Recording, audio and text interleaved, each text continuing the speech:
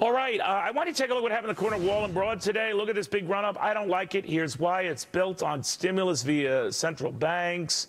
And Monica Meda, dangerous. I think Jonathan Hoenig, dangerous. I think Richard Benjamin, dangerous. Monica, to you first. We have more to worry about today than we did 3 months ago, and markets are rejoicing because they're looking for central banks and governments to intervene. That's not a good thing. Things are not getting better. All of the things we were hoping would get better 2 years ago are still problems today here in the U.S. and in Europe. And the folks who caused the problem were rejoicing because they're back trying to address the problem. Johnny, what do you make of that?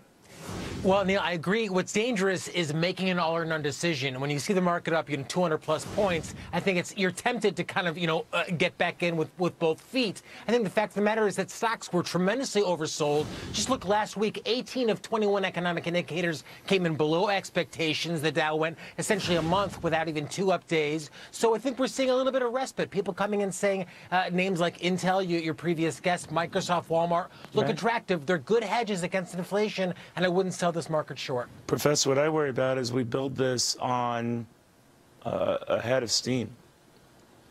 Perhaps. We'll see how long this lasts, but markets will be rattled. We may be worried if Republicans run up the clock with the debt ceiling. Oh, please. That's what happened. Really, Neil. By the way, they're intransigent, right? When they stick to their principles, the president sticks to his. He's not, right?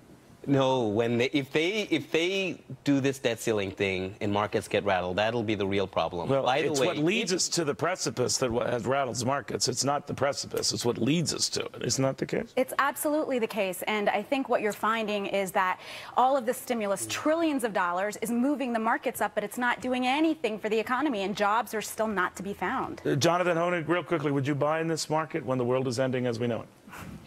I think you can buy stocks, Neil. I think you have to be very cautious about bonds right now. Interest rates are headed higher. All right. Meanwhile, tomorrow night, stocks for Armageddon. As we continue live opposite Bill O'Reilly and so many others at this wonderful hour.